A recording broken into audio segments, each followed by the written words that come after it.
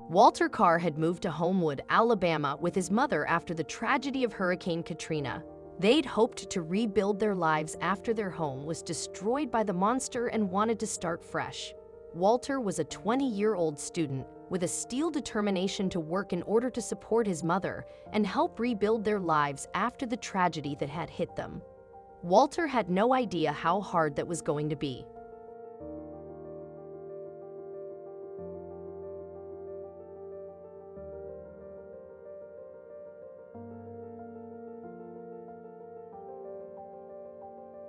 After he heard that there was a position available at Bellhops, a moving company about 20 miles away from where he lived, he decided to apply and give it a shot.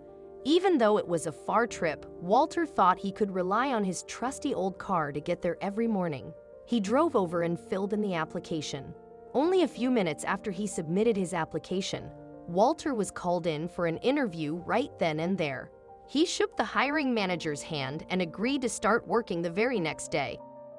But as life would have it, tragedies strike in groups. Just a few feet away from his driveway, his old car spluttered to a halt. Walter's heart was beating like crazy from stress, and he almost had a panic attack as he opened the hood and peeked inside. Of all days, his car chose this one specific day to finally give in after all of those years and die. Smoke poured from the engine, and Walter just knew that there was no way his old junk was going to start again. Walter pulled out his phone to tell the manager of Bellhops that he wouldn't be starting and that he had to look for someone else to fill the position. But then he changed his mind. Walter was young and fit, and even though 20 miles was an impossible distance, Walter was determined. He set the address in Google Maps to see how much time it would take him every day to get to work. To his great surprise, it would take him 7 hours to get there on foot.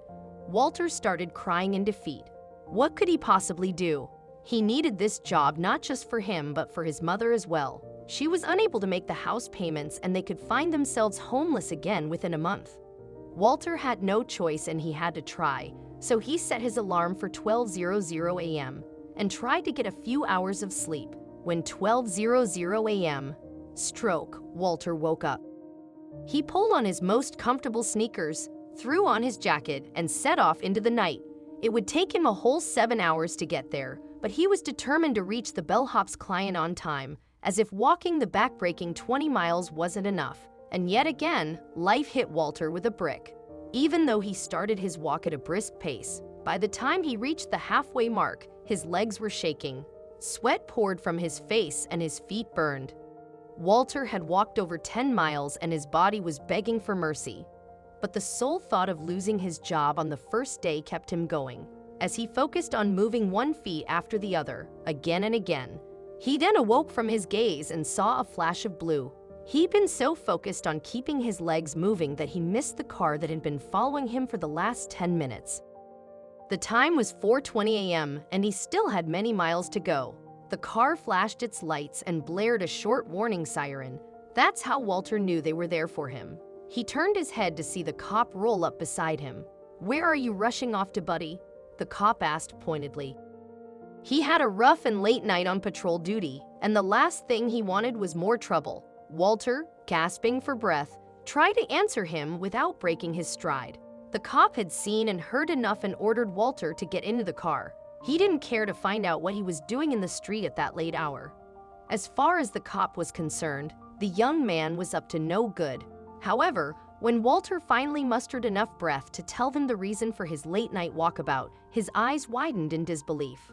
Officer Sean Gray had seen many things in his life, but he had never seen a determination as Walter's. They drove the next 6 miles in silence until Walter saw the house appear in the distance. He was relieved to have made it before time had run out. He thanked Officer Gray and shakily got out of the car, but his way still had other surprises in reserve.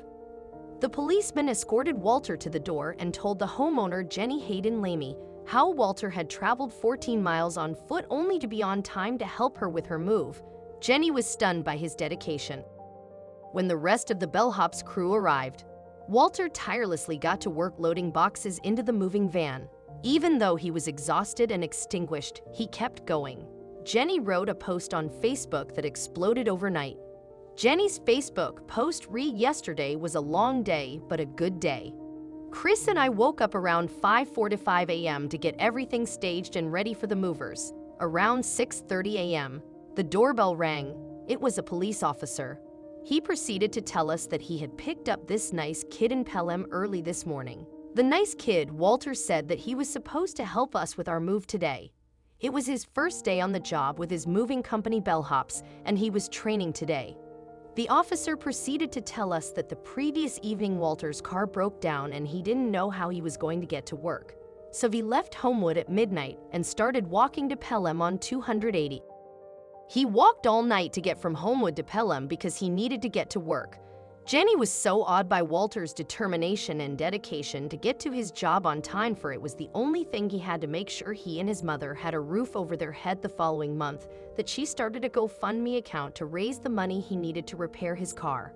The target was set at $2,000. But when Madison read Jenny's heartfelt post, the original amount was exceeded by $32,000.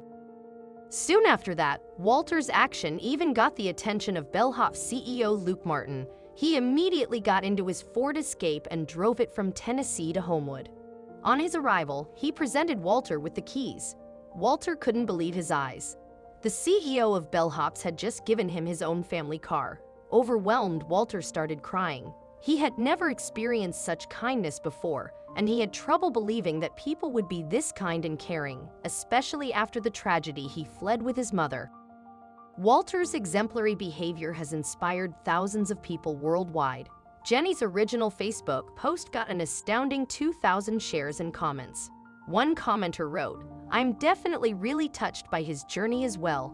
It's impressive how we can give excuses to not do something." Walter passed the test as a brave and humble man. We can only imagine how many times on that lonely walk did he want to turn back and give everything up. How many times did Walter wonder if going on his wild walk was the best idea? How many times did he want to just find a place to sit down to rest his soaring feet and burning lungs? But he walked until he got here, Jenny wrote in awe. Walter's dedication to his job and sense of responsibility has become a symbol of the hardworking American, and his exemplary determination has even inspired a hashtag movement, #BeLikeWalter, on social media. Despite the buzz his story received and the fame he got, Walter remains humble and shrugs all the praise off, saying, "I just walked." We hope he gets to fulfill his dream of becoming a Marine, as he clearly proved he can make anything he sets his mind to.